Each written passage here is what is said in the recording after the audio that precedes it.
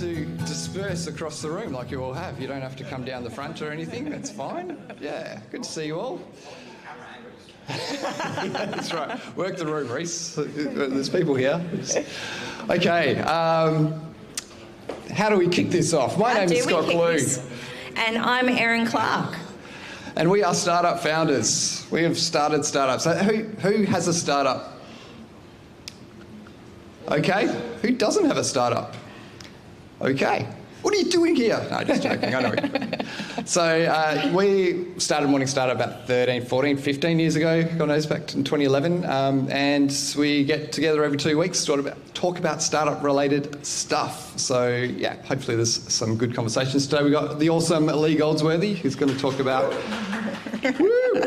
hiring a CTO, which is, an interesting proposition for a lot of us that aren't techie. So that's going to be cool. Also, Nina is not here, I don't believe, but so Nina has man, I cannot talk today. I need more coffee. Take it away, Erin. Oh, look, I was enjoying watching you suffer, but look, I should probably take you out of your misery. So Morning Startup is run by founders for founders, as Scott was attempting to tell us. So the people who are behind Morning Startup is we are on rain, hail or shine. And our fellow founder in crime, Nina, also has her own startup called Made Apt. So she's also a developer as well. Davo at the back. Dave at the back. So come grab us if you've got any ideas for anyone that you'd love to see up on stage, if there's a particular topic that's of interest or someone that you'd love to have a fireside chat with. Absolutely. Speaking of which, well, the way we like to get started is shameless plugs and announcements. So if you've got something you're working on, you'd like the rest of WA, Australia, the world to know about it, because we are live streaming this. This is your chance to stand up and give a bit of a 30-second pitch on what you're working on, or if you've got an announcement, an event coming up, anything random at all. We've got startup founders in the room. Surely there's someone who can do a shameless plug here. That's right. Who wants to go first? Good on you, Drew. Yeah, g'day everyone, I'm Drew Flowm. Recently quit my job and jumped into a startup, SavvyWise. We're an AI assistant for accountants. So if anyone has any accounting connections, love to hear about it. It's SavvyWise, SavvyWise. Double V. Like it. Congrats, by the way, on making the plunge. 2 feet in. Good on you. We need to catch up again, Drew. I'm Jack, I'm from Ammo Marketing. My shameless plug today is actually just to save the date in the calendar. So there's a couple of programs that run, +8 and Bloom as well, and their pitch nights or their showcases are going to be in October, the first week around, or second week of October, I think the 13th for +8 and then the 16th for Bloom. So just save those dates in the calendars, there'll be more information coming out later. Fantastic. Shoot us the info too, or tag us in social media, we'll reshare Pop it it. on Slack as well. Yeah, Slack's always good. More plugs, shameless plugs? I have one. Awesome. I Good. do. Well, David's got one as well. But Morning everyone, my name's David from Cogsflow. We help grow e-commerce, and also my plug is for an event that we're running in October. Our third Perth e-commerce meetup is on Wednesday the 15th of October here in this venue. It's kind of a Christmas party for anyone in e-commerce before life goes nuts with Black Friday, Cyber Monday and Christmas. Yeah. So if you or anyone you know is in e-commerce, come, we'll get everyone together and it'll just be a really fun night. Fantastic. Are people not in e-commerce welcome? The answer is yes. All right, my shameless plug-in announcement is when I'm not running a startup, I run a consultancy.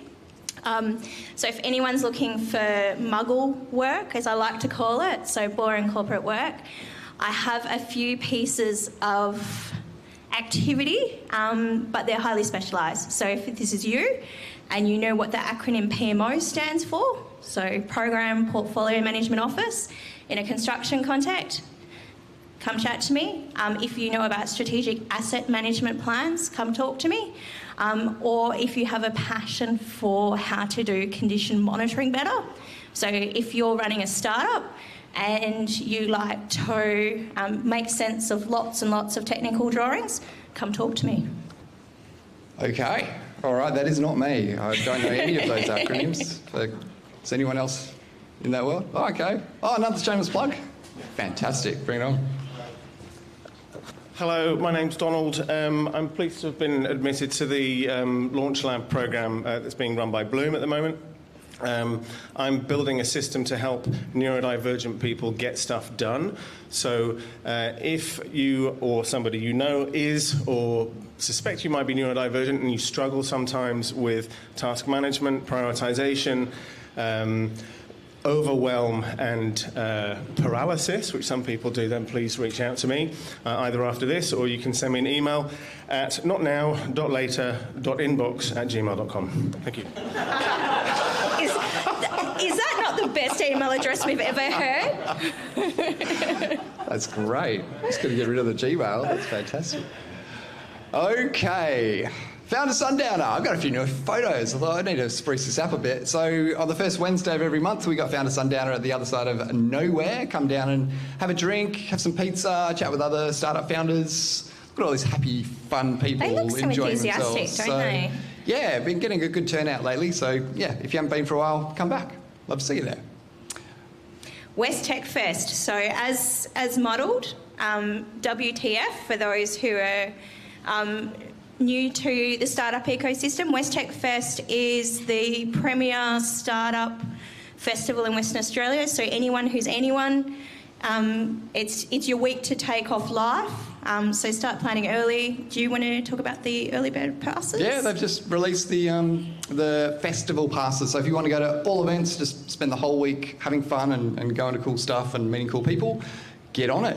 I think it's about $800, something like that, if you want to go to all the events. So, yeah.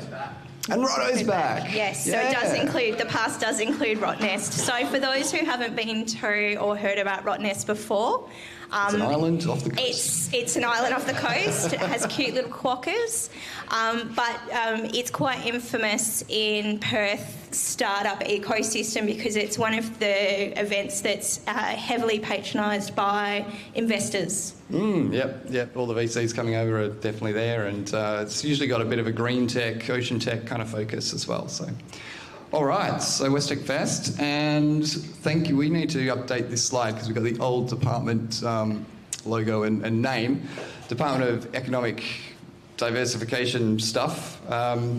Doing all these programs. Hopefully, some of them are still sort of on hold until next year, but. Thank you for live streaming this. They're helping us out with the live stream because it's really important that, it's not just people in this room that are getting the benefit of cool content, but everyone in the regions and elsewhere as well. So thank you very much. I think the one that we know is still running is the WA Innovators of the Year. The finalists have been announced. So check them out. Some really cool companies. Super exciting. Absolutely. And it's being live streamed by the fantastic people at perthvideo.com.au. Most of you here would know Jürgen, and we've got Reese here behind the camera. So thank you very much for live streaming. If you do need any live stream services, reach out to them. But you can go to this link and check out all of our past events as well that are up on the page. So it's not just the live stream, it's everything that we've done previously.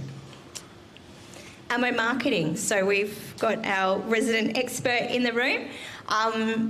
Exactly what it says on the tin, so specialise in marketing for startups and scale-ups, have I got that right? But also Weird Growth podcast. So who have you got coming up soon?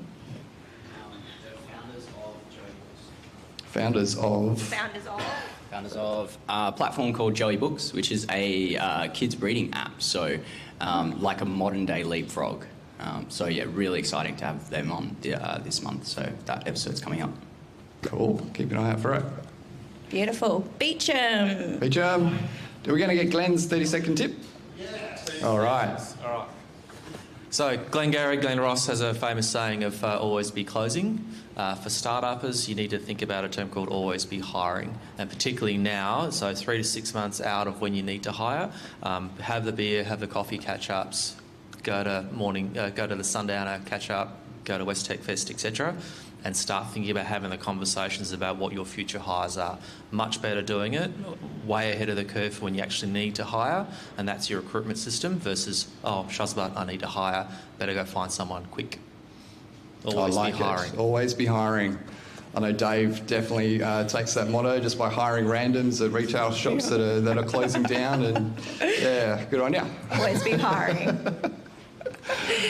Purpose Ventures. Purpose Ventures, they're WA's leading VC. So if you need funding and you're in that world where you pitch your startup to be a $100 billion company in the future, make sure you hit up Derek and Kylie and all the cool folks at Purpose Ventures. They are helping us out with the coffee. So yeah, what I like to say is if they don't invest in your startup, they'll at least buy your coffee every 2 weeks. So get on. And if you're not sure whether you're investor ready or not, we've had Derek over the years do a few really good overviews of how to get investor ready. So check out our library of videos. Was it the last one? 2 weeks ago? Or longer than that? And there's one, I think that's about 18 months old. I'm looking at Dave. February, there you go. February last year. And 2 weeks ago. So if you're not sure whether you're investor ready, check out the videos and enjoy the coffee in the meantime. Absolutely. Now we need a drum roll for this. So we've got a new sponsor. Introducing our brand new food sponsor. We've got food up the back. This has been Keep Space for the last forever. But they're killing it in other ways, and they're in Melbourne and things, and couldn't keep the sponsorship going. So I'd like to hand over to Tom, who's going to do a little pitch on Everest Engineering. So launch boldly, scale smarter. If you need to build your app, then they can help you out. Do you want to tell everyone a bit about it? Hand the mic over. Thanks, Scott. Hello, everyone. For those who haven't met me, because I've been a bit of a staple the last 3 months at these events, moved over to Perth back in Easter and have been doing the rounds. So speaking to Scott and the team, really excited to get involved and plug into this great community that I've been around for the last 3 months. Everest is a business, 250 people across Australia, India and Malaysia. Do a lot of work in all shapes and sizes of business, right through to traditional corporates down to startups. And I guess for this audience, very much love to have a chat about anyone who's looking to either build MVP or get something off the ground, needs some tech leadership, or actually just wants to scale their business from where they've got to today. So yeah, I'll be around if you want to have a chat later today. And yeah, I'll be around for the next few months as well. Fantastic. Thank you very much, Everest Engineering and Tom. Yeah, I mean, not everyone can sponsor Morning Startup. We're very strict. It has to be a service or something that startups can utilise. So being able to build your app is something that we see a lot of startups actually struggle with, especially doing it cost effectively. So yeah, that's why we've brought Everest to help us out with the food. So thank you very much for that. Cheers. And thank you, Keep Space. Thank you, Jesse, if you're watching on the live stream. It's been amazing having you on board. And I learned what 3PL was. That's right. I had to go home and learn about third-party logistics. Exactly, yeah. Okay, cool. Well, let's move on. So Space Cubed, this awesome space, this riff, it goes Flux and Fern down the road. If you need somewhere to work, do it here. Subscribe to Startup News, make sure you're a member of Startup WA, and get on the +8 program if you need to learn to become a better entrepreneur. Anyone who is new to the startup ecosystem, it's not just events like Morning Startup. There's a whole big wide world out there. If you scan that QR code, the lovely people at, help my brain here, I've had a complete mental Mesh blank. Points? Mesh Points, Yes. Thank you. We're on fire today, aren't we? The lovely people at Mesh Points, scan the QR code. It will help guide you to your particular patch. So whether you're in agriculture, robotics, we've got all kinds of weird, wonderful cyber. Yeah, all that stuff. There's lots of little specialisations out there. So that's your way of finding your little niche in the startup Hook into the ecosystem. right program for you. Yes. If you haven't heard of these guys. Cool. Join our Slack group. Scan the QR code or just go to slack.morningstartup.com. So it takes you to the invite link and you can have a chat with other startup founders in between Morning Startup events.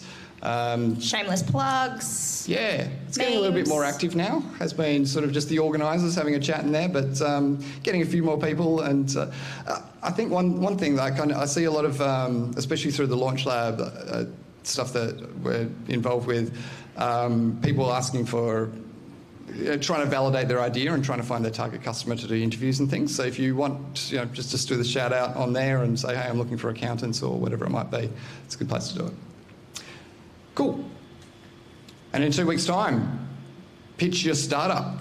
So we've actually already got about 5 or 6 startups already registered. It's before I even announced that it was on.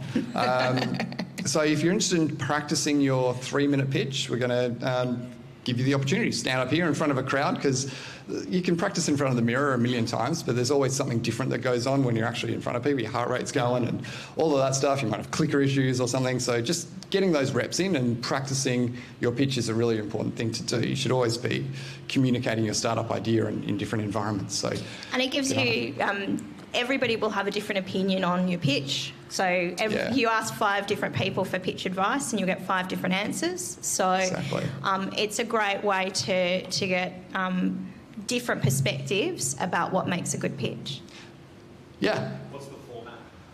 The format? Slides? Yeah, so you can give us a slide deck. So if you send your slide deck in the night before, then I'll queue them all up on my laptop to avoid any techie issues. And then you've got 3 minutes to go through it. So you should be delivering the problem that your customers have, who the customer is, and how you gracefully solve that. And it's a hard 3 minutes. We'll pull you off Hard 3 minutes, that's right. And screaming. Although at the Launch Lab incubator, I know Jeroen is only giving you 1 minute. So that's insane. Good luck. Yeah, so 3-minute pitch. If you're interested, just send us an email, contact@morningstartup.com. And a short description of your startup, and we'll see if we can slot you in. And we are going to run a second startup pitch event in October, specific, got all the words today, for social enterprises and not-for-profits. So if, in 2 weeks' time, you're like, is it me, is it not me? If you know of a social enterprise or a not-for-profit, we're going to be running a special flavour of that. For on the 22nd of October, something like that? Yep. Yes, some organiser needs to get that together. Shoot us an email either way and tell us if you're a social enterprise, and we can put you on the 22nd of October. But if you're not a social enterprise, then 2 weeks' time. Let's go. All right. Formalities out of the way. Boom. Thanks, Dave. Okay, that's enough from us. We need to move on to this fantastic fellow. A lot of you might know Lee. He's a man of town. He's a techie. You've been working with startups for how long? 10, 15, 100 years, approximately. Knows a lot of stuff. Startups ages you prematurely, so it is 100 years. Cool. And he's going to help us how we think about hiring our tech co-founder. If you're not a tech co-founder, how should you be thinking about this? So please make him welcome, Lee Goldsworthy. Woo! Come on down. And there you go. Magic. Hopefully that's all working. This guy's still Oh, let's see. Do you reckon you can try to find Oh, yeah. the... Yep, hang on. Bloody extended screens. It's here somewhere. There it is. Magic. Okay. Oh, sorry.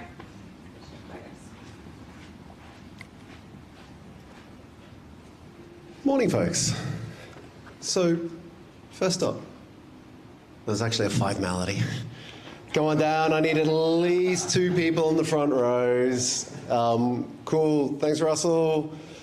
Excellent. Let's get into it. Hey there. I'm Lee. Don't pay too much attention to what it says about me here. I'm a founder who has scaled, who has failed, and who has gone through the joys of watching something add 2 zeros to the right on the revenue, and gone through the pain of watching a startup of my own grow 40% in the year that we had to close doors because we didn't get the commercial or the capital strategy right. There's a lot to it, and this is kind of a topic that's near and dear to my heart. So we did it earlier, but we've had a few people roll up since. Hands up if you are currently a founder, please. Excellent, about 2/3 of the room. Hands up if you have previously been a founder but not currently a founder.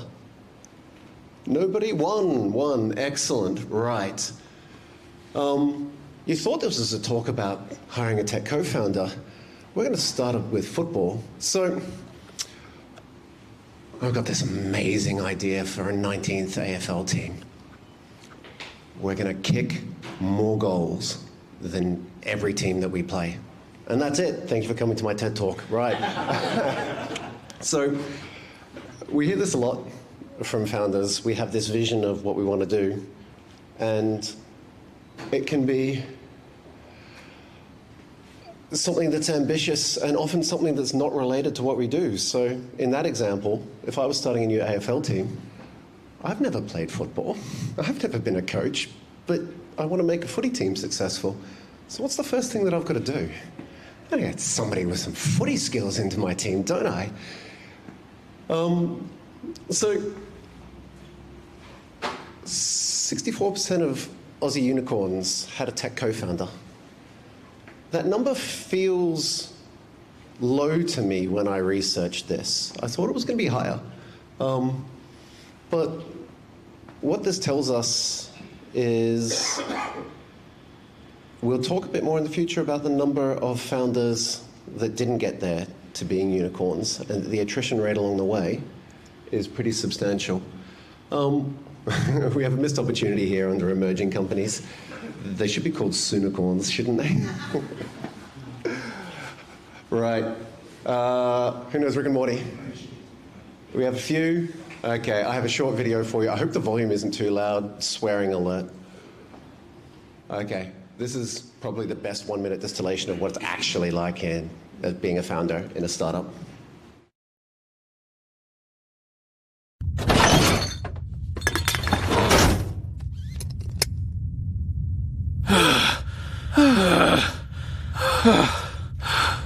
Fuck.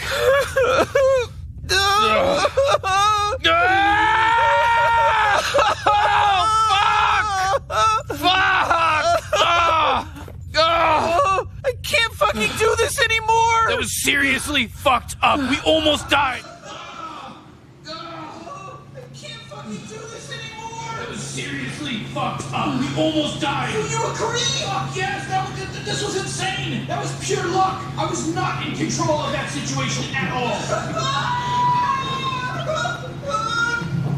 Right, let's see if we can move that on to the next slide, shall we?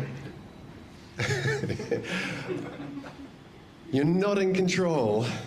It will feel out of control, and it will stay that way. And you think you're going to get to the next stage, and it'll get easier. But actually, it's just a different type of hard. And that's why startups fail a lot. That's just under half within 5 years, according to the 2024, 2025 data. That's quite a lot. When we look into the data on why startups fail, today we're going to be talking about just this founders and team piece and this engineering piece. So there'll be slides at the end for anybody. There'll be a link to the slides at the end that anybody can grab a copy of if you're taking photos. Add those two together. 24%. Quarter of startups fail because they didn't get the founder relationship right, or they didn't get the engineering right. Sorry, these are tech startup data, by the way. Also, sources in the bottom right, links to all the papers that these are built on for anybody who's curious.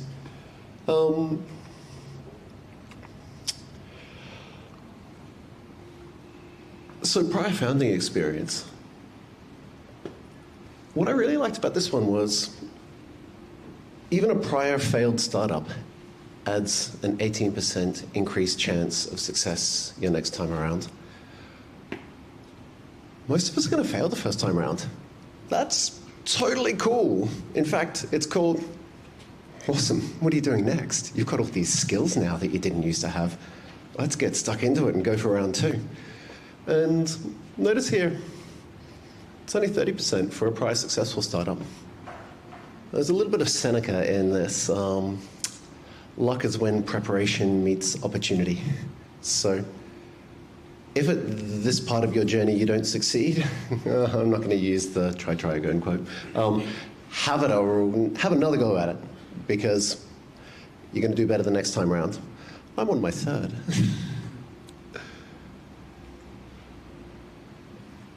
So this one blew me away when I was looking at the data.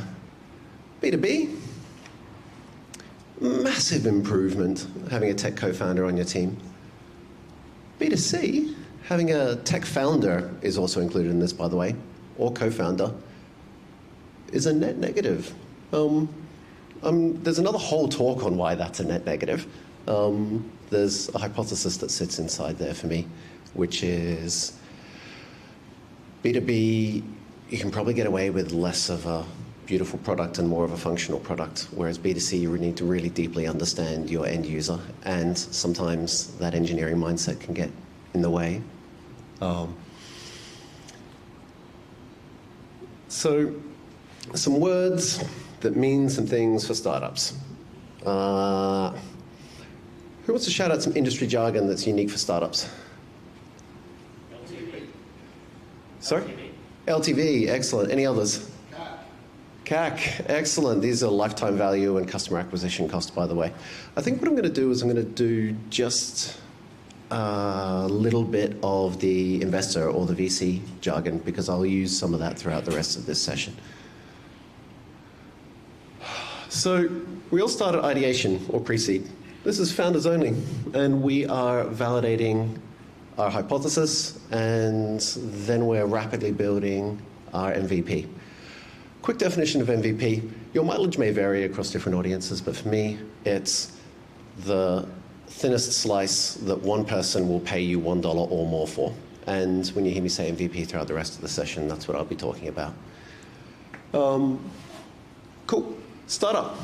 We call that seed in investor land, and that's a single team, around 10, but there's no hard and fast rules here, chasing product market fit.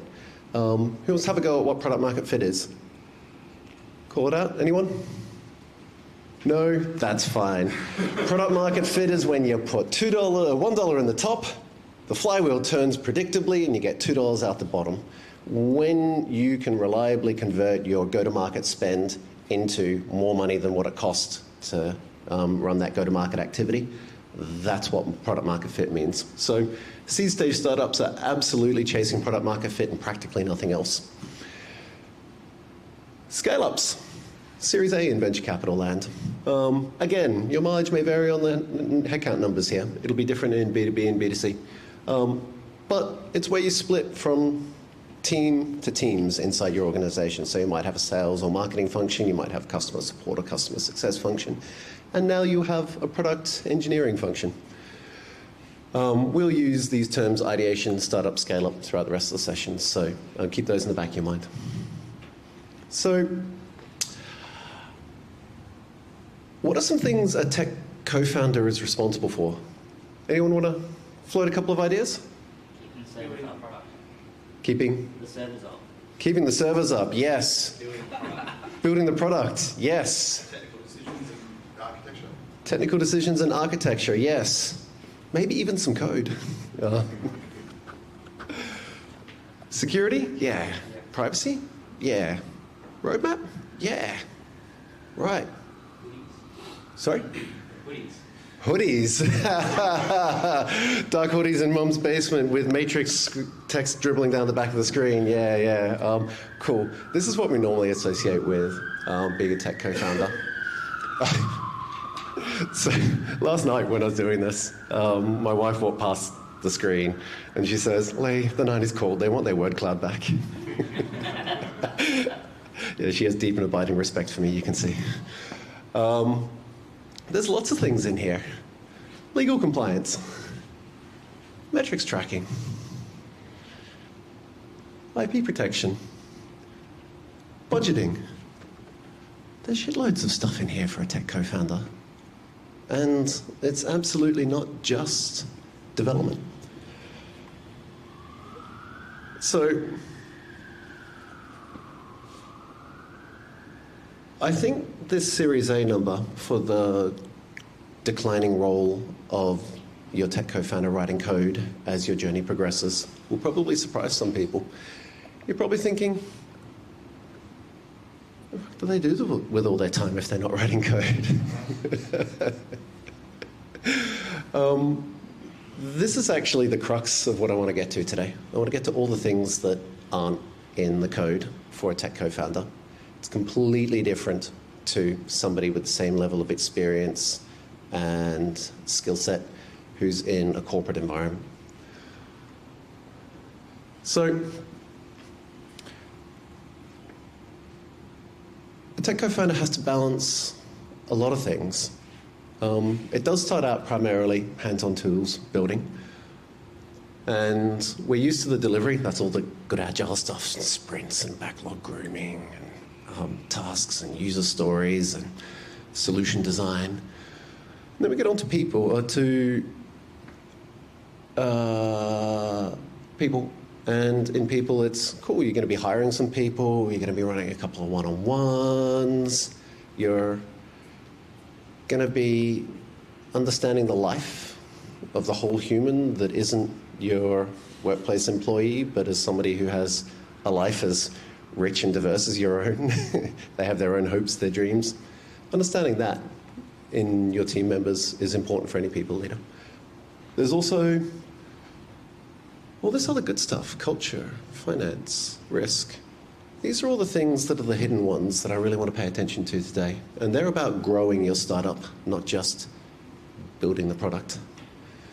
Because as a tech co-founder, I'm going to talk about equity incentivization in a moment. You're responsible for growth. You're not just responsible for systems.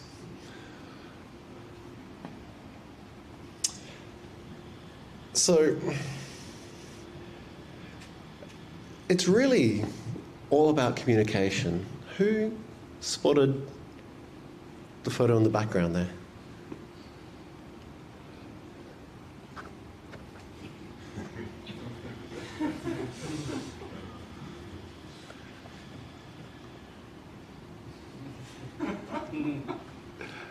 It's a big decision. They're going to be with you for a while.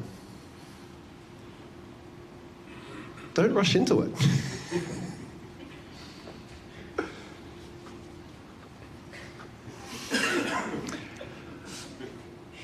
You're going to make financial decisions together.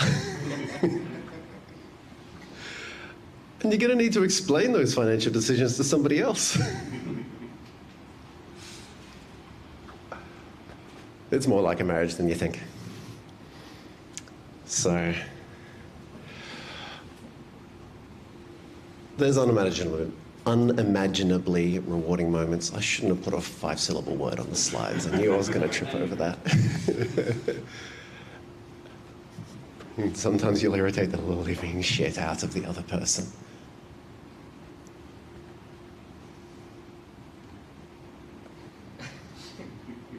We all aim to stay together forever when we get into one of these things. A lot of the time it doesn't work.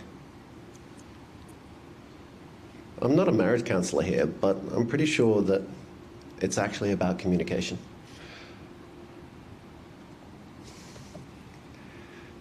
Who here agrees that you'll spend more than half your working hours together as a founder? Cool. That's easily more than half of the founders that put their hands up earlier. Who's made scary-ass financial decisions with their co-founders? Yeah, cool. If it doesn't go well, there are only 5- or 6-figure decisions. If it goes well, remember that unicorns and soonicorns slide I showed? That's 10-figure decisions, guys. Choose wisely, because there's consequences if one of you bail after the 3rd trimester.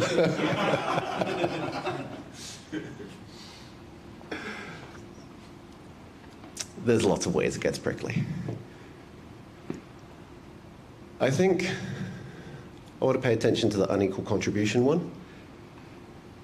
If you're not bringing on an employee with a little bit of equity incentivization, but you're actually bringing on a co-founder, then if you've negotiated them down to a single-digit equity number and they're slaving 75-hour weeks to get that out the door or prep for the next pitch or hire the 5 people that they need to hire because your seed round has come in, that's going to breed resentment. Misaligned vision. I missed something on this slide under misaligned vision. you've got to have the same goals for your life paths. Because it's a 7 or 10-year journey, if you're planning on building and exiting a company, then one, are they actually up for 7 or 10 years? Would they be happier if they managed to settle into a 4-day-a-week job for 180 grand a year where they got to knock off early on Fridays?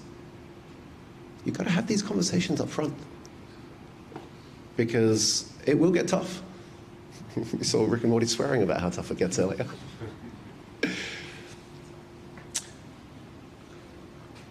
I think this is probably my favorite slide out of the entire presentation today. I run a Tech Peeps meetup, a bunch of other CTOs, software CTOs in Perth and engineering directors and other good stuff. And I asked all of them the last time we met up, what's the most important thing when hiring a tech co-founder? Give me one word. And the 2 words that I got most often were curiosity and humility. Who's ever worked with someone that was definitionally incapable of being wrong? How did that work out? How about curiosity? This is the core character trait of being able to learn. If you're not curious about something different, you already know it all. And how could you possibly understand something new? So, people leadership. Sorry for the text, I ran out of time to do pictures on this slide. Who's had a bad manager that didn't get you? Yeah, that's about 3/4 of us. Cool. What made them a bad manager? Anyone want to shout something out? They send you the wrong data and then they blame you for putting it into the system. They blame you for their mistakes. Yes. Anyone else? Tom. Oh, man. Where the credit rolls up and the failures flow down. Isn't it a magic thing? Yeah. What did that do to your happiness and your tenure at that organization? I just walked out at lunch and never returned. Yeah. Magic, Russell. Magic. Let's talk about that later. So, how about if you've had a manager that's changed your life? Cool. If not a manager, maybe a teacher? Yeah, cool. Who wants to call out a few things about someone in a position of authority around you that's changed your life? Go for it. They had a vision for my future and who I could be, and sold it to me and helped me get there. They had a vision for your development, your future, and then helped you get there. Cool.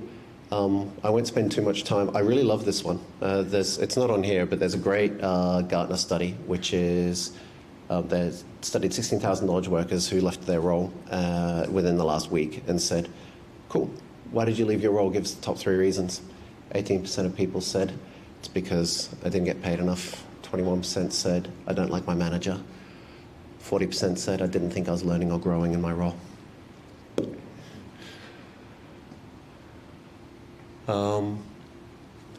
We've already done that bit. Cool. The iron triangle.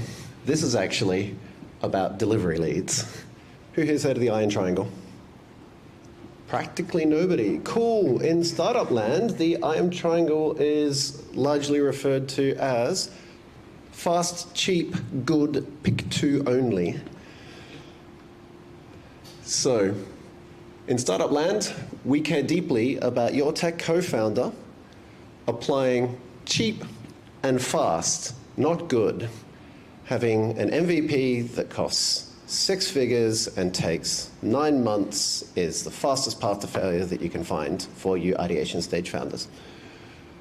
What we really want to see is an MVP that has far less good, a lot more fast, and a lot more cheap, launches in 5 weeks, and then we get real feedback from real users. But that doesn't stop. This cycle needs to continue every sprint. forever. This shouldn't and can't stop. So, I reckon I've just talked to all of these. I like this, time to value. So, in engineering effectiveness benchmarking, there's a concept called time to value, and this is we shouldn't spend more than a couple of days building something before it lands in production, if at all possible. And the reason for that is, once it lands in production and we get real feedback from users, we probably wouldn't have done the remaining 80% of the work because we've learned something new now and we can make a better quality decision. So this is why we optimize for fast and cheap. Not because we don't care about good, but because there's a better way to get to good via fast and cheap when we're talking about startup land. Cool. Rapid experimentation, yeah. Expensive MVPs, yeah, I've grumbled about that already. Cool, there are exceptions. Sensitive data or tricky problem spaces. So medical, financial, defense, children or minors. These are the things where you have to apply a little bit more good. Sometimes it's because there's a regulator and they'll come along with a big stick and whack you. Sometimes it's because news loves it when you fail if you're in one of these disciplines. They love it. You'll be on 7 Nightly News. It'll be amazing. Cool.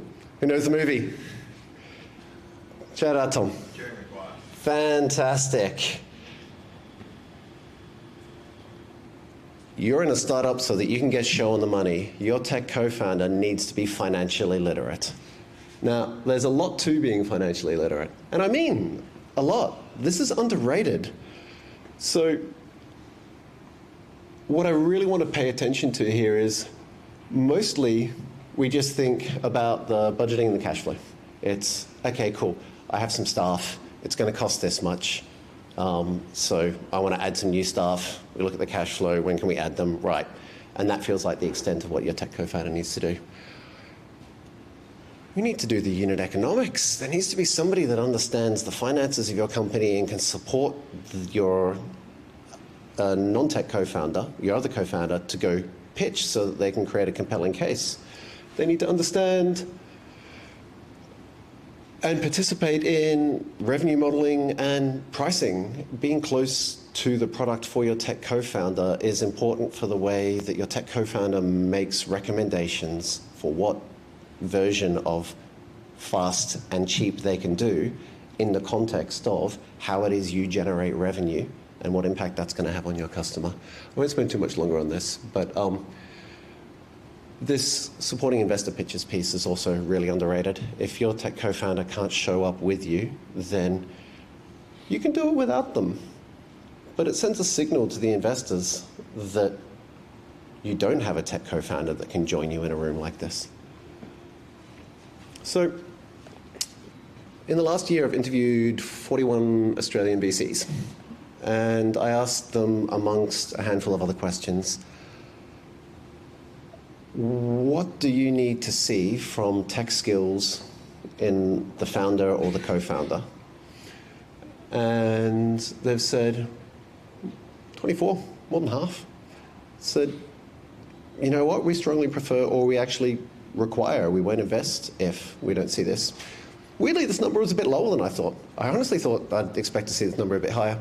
If we peel back the layers of the data and we look at ideation and pre-seed, pre-seed and seed, it doesn't really matter. They're a bit more loose on it. Once we get to Series A stage, then this number shoots through the roof and it's just under 100%. So depends on the stage of your journey for the role your tech co-founder will have, and it gets progressively more important as you move from founders to team and then from team to teams. How am I going for time, Scott? Yeah, cool. Right. Low resolution money, or just money as the case may be. What should you pay your tech co-founder? Should they get paid a salary? When do we start paying a salary? If not, who knows this scholar and philosopher? Anyone? Paul Keating, absolutely. All right, he's got a really... He didn't know that he was a startup boffin when he gave this quote, but he actually is. In the great race of life, always back self-interest. Why? Because you know it's trying. At ideation stage, okay, cool. No, I'll go in a different direction. Yeah, you're cash poor but equity rich. You don't have any money. You don't have any customers at ideation stage. You haven't built anything yet, and nobody's given you any money for it yet. So your mileage may vary with these numbers. These are the best averages that I can cobble together based on my experience and some industry data for Australia, but we're pretty slim on the data, so this is best guess. It will change for startup and vertical and level of traction pre-revenue. Biotech is completely different because you might be 5 years in R&D. AI tech, you might be 3 weeks until first revenues. It changes. But ideation, double digits. You have that equity to offer because ideally you don't want to pay them any money. I say ideally zero. That's the best case scenario. We'll talk in the future or later on this deck about unicorns and other people that won't accept no money for a year or a year and a half. Cool. Startups. So this is that team-ish size stage, about 10 people. Startups often have high growth potential. Thanks, Google. Always listening. I used to have a Lord of the Rings meme in here, but I didn't. That would have been great for the Eye of Sauron.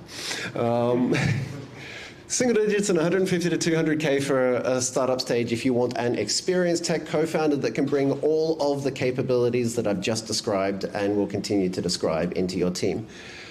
150 to 200K will sound low for some of you senior engineers because you can go to Fortescue Metals Group and earn 220K without having any of those financial skills or those people leadership skills. That's fine. But if the startup is going on the scale journey, then it's less about the coin and more about the equity. Scale-ups, 200 to 250K. In Perth, that might be slightly lower, 5-10% tops. But now you're going to struggle to get more than some decimal places of percentages. As founders, 3 tranches. So if we say 0.75%, what we're actually saying is 0.25% after 12 months, another 0.25, 12 months after that, etc. So it doesn't expose you to much risk, any of these scenarios, if you tranche it in over 3 years. On the other hand, put it in writing so that they have certainty that you will actually pony up the equity when the time comes, when they've delivered on their commitments. Cool. Unicorns, we were talking about them earlier. How do you find one of these fabled beasts? It all feels a bit implausible, right? People leadership, delivery skills, financial literacy, and they still have to be a software engineer that's willing to work for no money. Yeah. Who knows this man? Anyone? Musician? Right. Hello, Black. You may know him from the song, I Need $1. Right. Does anyone know the song? Yeah? Good. I'm glad that more than half the room nodded there because now I don't need to try to sing it. I'm usually prepared for that just in case, you know. And I'm going to gladly move on. It's a big ask, so you've got to make a compelling offer. These unicorns don't just grow on trees. God, I'm mixing my metaphors today. That's hideous. There's a lot of things that go into it, but I want to say at ideation stage, if you're looking to find a 0 coin down, 0 salary, high equity tech co-founder, and they have all of these skills, maybe they've failed or succeeded before, they could build their own thing, they have all the skills to do that, and they're a great people leader, they understand delivery management, your proposition has to be better than the other ones that they have available to them. So you're going to need to show some evidence of progress, and you're really going to need to show some validation. They're about to commit time, and time is their biggest opportunity cost, not the coin. So how are you going to bring them in? What I want to see is the top piece here.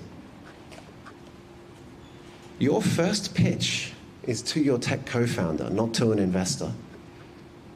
This is something worth practicing.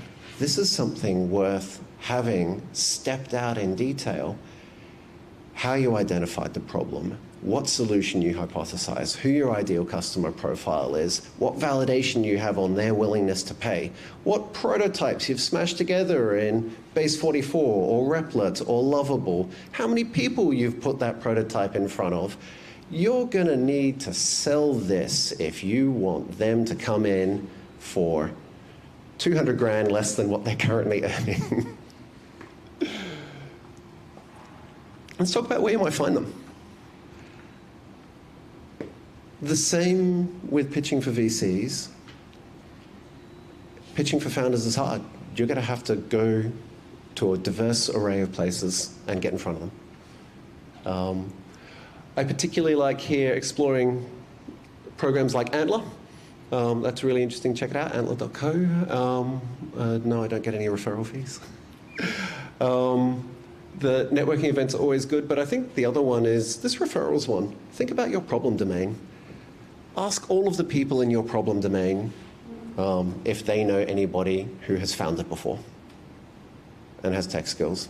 That's probably the one where I see founders looking for tech co-founders have the most bolt of lightning out of the blue success where they stumble onto their fabled unicorn. And what presentation at Morning Startup would be complete without a slide on artificial intelligence? So I reckon anyone who's a programmer here would be happy to say, I'm glad I no longer write in assembly language. It was hard, time-consuming, and generally not satisfying unless you had very special use cases. We now use high-level languages instead. So AI is not about how much code agents can write for you in these high-level languages. AI is about how much code written by agents we can safely accept into production and building processes around getting the maximum efficiency for using AI in our workflows to, human must still be in control. This one.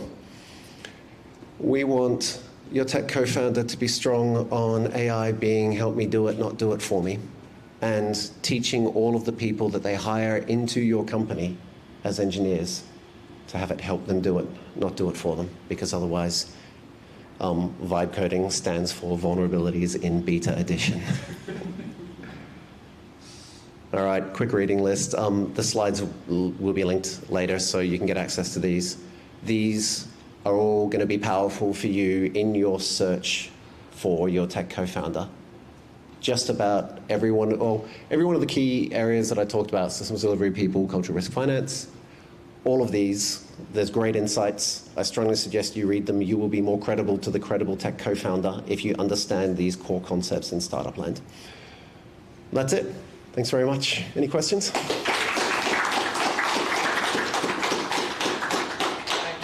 I'll do the roaming mic if you like. You can, yeah, sure.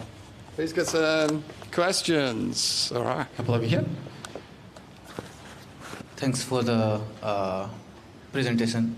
So how do you prepare for becoming a CTO? What skills, how do you start, and what do you learn? Cool. Can I ask what your role, what you're doing at the moment? Are you tech track or are you non-tech? Yeah, I'm tech. I'm data engineer. Yeah, cool. Okay. There's one really broad principle that you can apply, and it'll pick up just about all of the different skills if you apply it consistently enough over time. And that's speak to people that don't work in engineering and put your hand up to interact with people in your day job across all of the disciplines of an organization. You will learn different ways of thinking. You will get to understand their measures of value.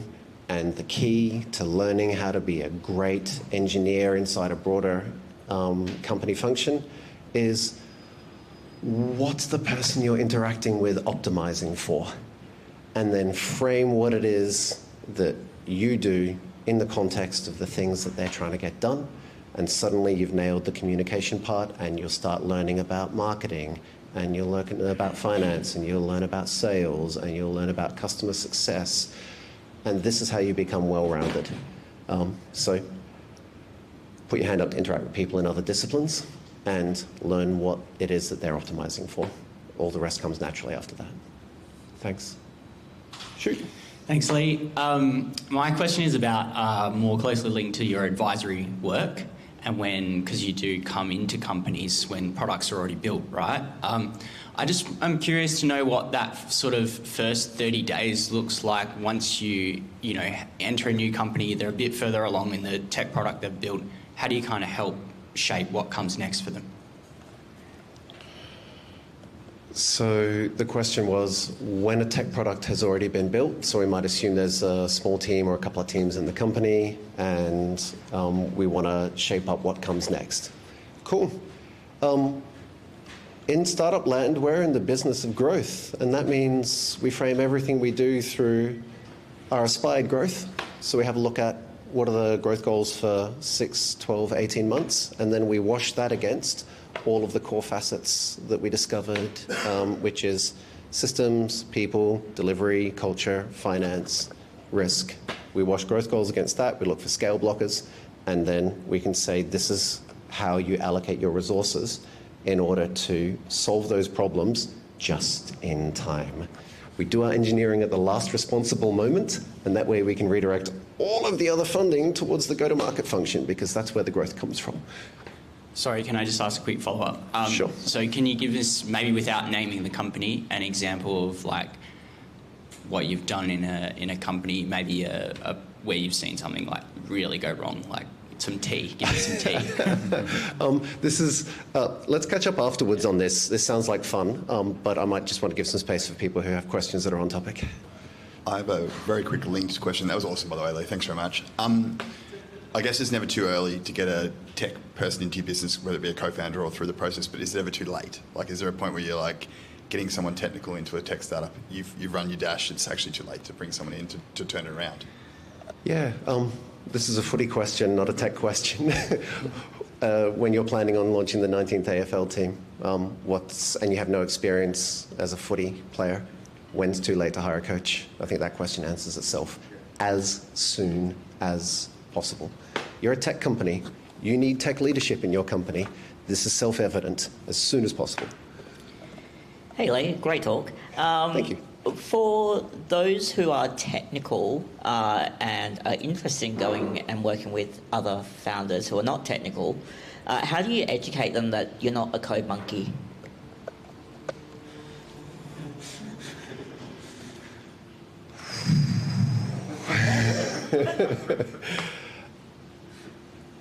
I'm not sure I have a great answer for this one, to be honest. I'll wing an opinion, but your mileage may vary.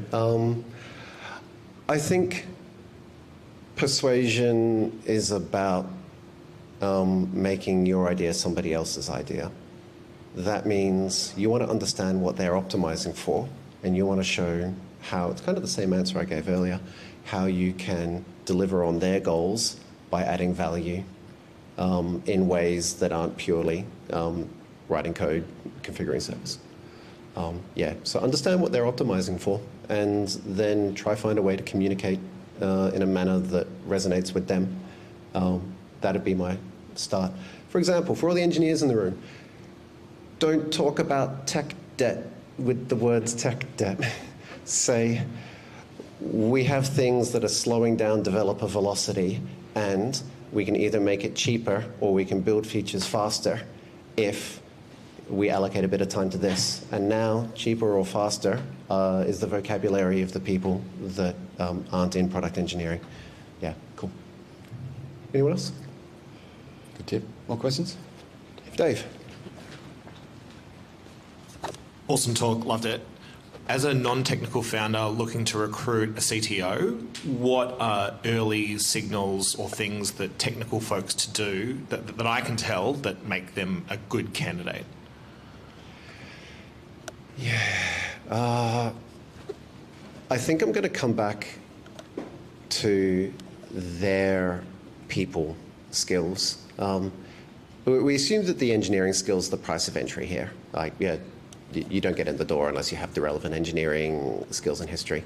I really want to see that they derive personal benefit, personal satisfaction, growth from what you described earlier about your amazing manager.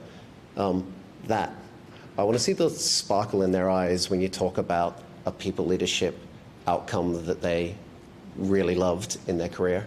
And I want to see them talk with the same kind of passion that you talked about your journey with that manager of yours. So that's the people side. But that then flows into your organizational culture later on.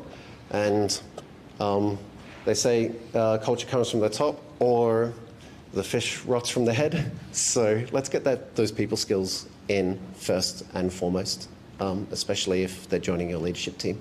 That means they're going to have a much broader impact on the culture of your organization. The highest performing teams I've ever seen have always been the ones that have psychological safety. There's a great Google study about this. You can look it up. But freedom to fail without consequences is what I'm looking for here. And you only get the best out of your teams when they can go out on a limb and try something that might be amazing but might not work, when they're confident that they won't get punished for not succeeding. Fantastic. Mate, I think we might wrap it up there. That's a good place. So many bloody nuggets of gold in there. I'm going to have to rewatch this online and take notes. But thank you so much. Please thank Khalid. Cheers. Are you going to hang around for half an hour to answer other questions and networks? Sweet. So we've got some food at the back. Thank you very much to Everest Engineering for coming on board and helping us with that. Get to know each other. What else? Practice your pitch. Yep, and the other important part, and your pitch might be about a CTO, it might not be pitch for funding, is what we learnt today. Absolutely, yeah. Boring but important things. If anyone's looking for the toilets, they're down here. If anyone is as caffeine starved as I am right now, the way to grab a coffee from Joey Zaza's, so they're just in the foyer there, is tell them you're from Morning Startup. Exactly, and we're going to close that out in about 10 minutes, so get in quick if you want a coffee. But thanks very much for coming, and we'll see you in 2 weeks' time with the Practice Your Pitch. And shoot us an email at contact@morningstartup.com if you want to pitch. Thank you very much. Cheers. Yeah. How's things? Yeah, good. I didn't get a chance to talk to you about the other fortnight. Oh, you were at the first one?